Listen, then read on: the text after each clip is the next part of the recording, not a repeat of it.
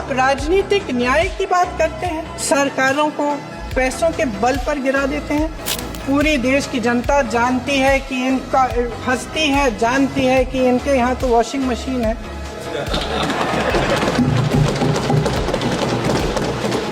तो यहाँ से वहाँ जाता है वो धुल जाता है। इस तरफ दाग, उस तरफ स्वच्छता। इन्होंने देश का पूरा माहौल भय से भर दिया है। इनकी मीडिया की मशीन झूठ फैलाती है, तरह तरह के आरोप लगाती है और शायद वह भी भय में ही है। नमस्ते और स्वागत है आप सभी का हमारे आज के विशेष कार्यक्रम में, जहां हम बात करेंगे एक ऐसे नाम की जो भारतीय राजनीति में अपनी दादी आयरन लेडी इंदिरा गांधी की छवि को फिर से जीवंत कर रहा है, प्रियंका गांधी वाड्रा। आज हम विश्लेषण करेंगे कि कैसे प्रियंका गांधी एक गेम चेंजर के रूप में उभरी हैं, विशेषकर बिहार की राजनीति में उनकी संभावित भूमिका और कैसे उनके नेतृत्व में हिमाचल प्रदेश, तेलंगाना और कर्नाटक जैसे राज्यों में कांग्रेस ने शानदार जीत दर्ज की।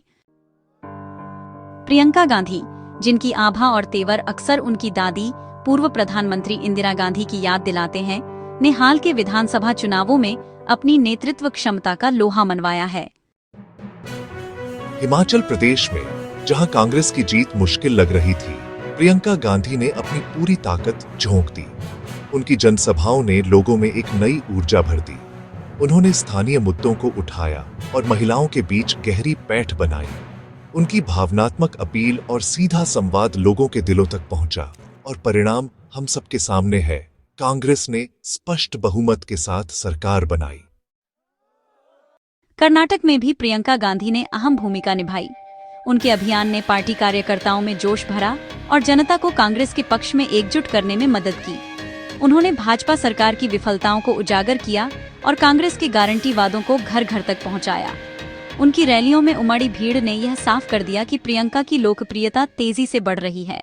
लेकिन मैंने पहला ऐसा प्रधानमंत्री देखा है जो आपके सामने आकर रोता है कि मुझे गाली लग रही है। आपके दुख सुनने के बजाय अपना दुखड़ा आपको सुनाते हैं और किसी ने उनके ऑफिस में बैठकर एक लिस्ट बनाई है।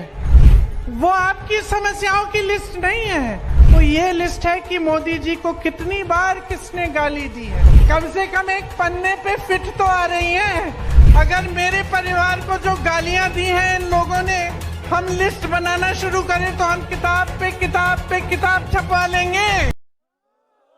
और बात करें तेलंगाना की, तो वहां भी प्रियंका गांधी ने एक मजबूत छाप छोड़ी। उन्होंने न केवल पार्टी के संगठन को मजबूत किया, बल्कि युवाओं और किसानों के मुद्दों पर सरकार को घेरा। उनकी भाषण शैली और मुद्दों पर उनकी गहरी समझ ने मतदाताओं को प्रभावित किया। यह उनके नेतृत्व का ही कमाल था कि कांग्रेस ने तेलंगाना में सत्ता हासिल की। अब बात करते हैं बिहार की। बिहार की राजनीति हमेशा से ही चुनौतीपूर्ण रही है, लेकिन प्रियंका गांधी की एंट्री यहां एक नए अध्याय की शुरुआत कर सकती है। उनकी युवा और ऊर्जावान छवि, उनकी बेबाकी और जनता से सीधा जुड़ने की कला उन्हें बिहार में एक मजबूत दावेदार बनाती है। यह माना जा रहा है कि बिहार में अगर प्रियंका गांधी सक्रिय रूप से प्रचार करती हैं, तो यह वहां की राजनीति का समीकरण बदल सकता है। प्रियंका गांधी का व्यक्तित्व उनकी सबसे बड़ी ताकत है। उनकी आंखों में वही चमक, उनके भाषणों में वही दृढ़ता और उनका वही निर्भीक अंदाज जो कभी इंदिरा गांधी की पहचान था। वे जनता के बीच आसानी से घुल मिल जाती हैं, उनकी समस्याओं को सुनती हैं और एक आम इंसान की तरह उनसे जुड़ती है। उनकी यह सहजता और ईमानदारी ही उन्हें खास बनाती है।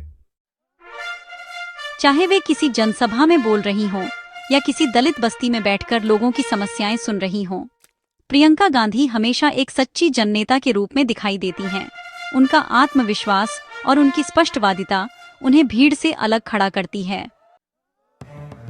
विरोधी भी उनकी राजनीतिक सूझबूझ और लोकप्रियता को नजरअंदाज नहीं कर सकते। प्रियंका गांधी ने साबित किया है कि वे सिर्फ गांधी परिवार की सदस्य नहीं हैं, बल्कि अपनी पहचान खुद बनाने वाली एक प्रभावशाली नेता हैं। भारतीय राजनीति में प्रियंका गांधी का उदय एक नई उम्मीद जगाता है। उनकी क्षमता, उनका करिश्मा और उनकी दादी की विरासत उन्हें आने वाले समय में एक गेम चेंजर के रूप में स्थापित कर सकती है। यह देखना दिलचस्प होगा कि कैसे वे बिहार और अन्य राज्यों में अपनी छाप छोड़ती हैं।